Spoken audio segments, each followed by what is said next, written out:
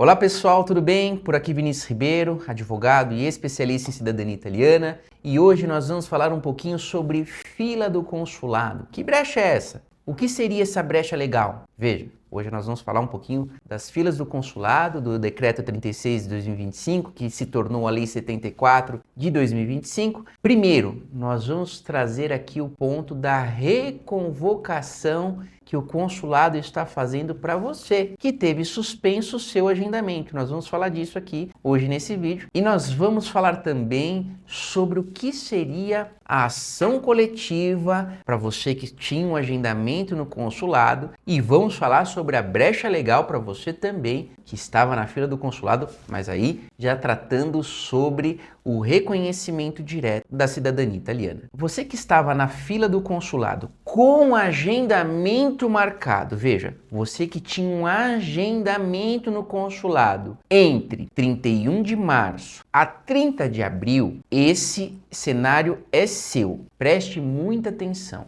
Você que estava com um agendamento entre essas datas que eu mencionei no vídeo, você teve o seu agendamento suspenso, dado o decreto Tajani. Então você recebeu um comunicado do consulado, se não recebeu, estava lá no site do consulado que o seu agendamento foi suspenso, dado o decreto 36 de 2025. Pois bem, com a conversão do decreto em lei, agora a Lei 74 de 2025, o consulado está reconvocando você, especificamente da data de 31 de março a 30 de abril, a se apresentar no consulado. Como é que vai funcionar? Preste atenção. Esse agendamento, essa convocação, ela se dará de 9 de junho a 30 de setembro. E essa convocação é feita como? Da mesma forma que era feita anteriormente. Vai ser enviado um link no e-mail de vocês. É importante que vocês fiquem atentos aos e-mails e também ao spam, exclusivamente por e-mail. Então é importante que você esteja atenta na sua caixa de entrada, porque o consulado enviará um link para que você possa fazer o seu reagendamento. É importante informar também, pessoal, mesmo que você esteja num grupo familiar, o agendamento é individual. Preste atenção, o agendamento ele é individual. E para você, pai, mãe, que tinha o seu filho menor e ele completou a maioridade, ele também deverá fazer o seu agendamento de forma individual. Se você fez o agendamento lá atrás, seu filho era menor e agora ele se tornou maior de idade, ele também deverá fazer o seu agendamento de forma individual. Então, isso são pontos importantes para você não sofrer aí nenhum problema na hora do teu agendamento, também no teu processo, tá? Então, o consulado ele está fazendo a reconvocação, será por e-mail, que vai de 9 de junho a 30 de setembro, então é importante você estar atento a essas datas. O segundo ponto que é importante você estar atento é em relação à documentação.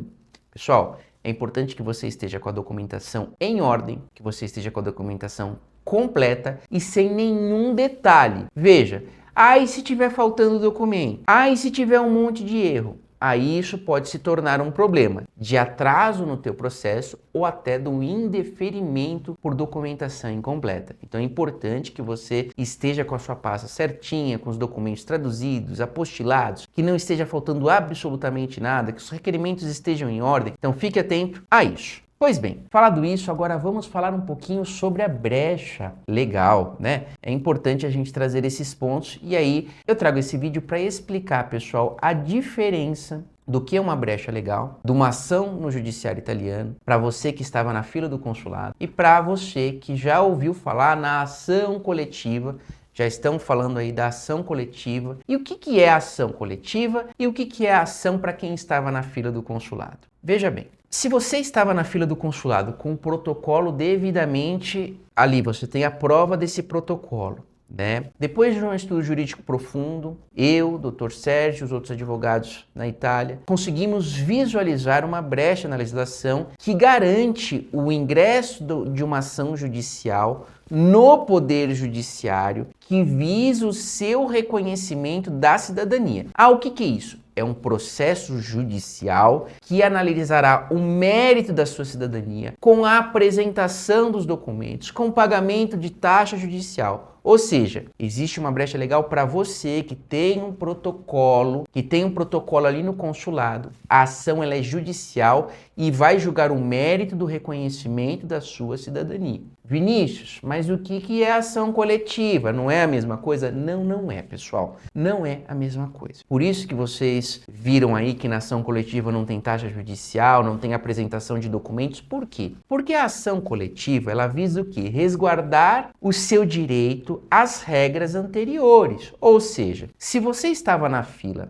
há 7 anos, a ação coletiva ela visa resguardar o quê? O seu direito a continuar na fila. É isso que uma ação coletiva visa. E também ali com um pedido complementar, aí é um outro assunto, um pedido de indenização por dano moral. E aí, obviamente, a gente sabe como é que funciona esse tipo de pleito. Quem atua na justiça sabe, não é fácil e não é assim que se tem uma indenização por dano moral. Mas veja bem, explicando. Ação coletiva nada mais é que você que estava na fila do consulado há anos e não tinha uma data de agendamento, não tinha um protocolo, só estava na fila. Infelizmente, com o decreto Tajani, com a Lei 74, isso foi rasgado e jogado fora. Você perdeu o direito, você praticamente saiu da fila, você foi jogado tudo no lixo. Então, essa ação coletiva, ela visa o quê? Veja, se o senhor João estava na fila desde 2014, veja, 9 anos de fila, e estava prestes a ser chamado, a gente entra com uma ação coletiva que visa resguardar o direito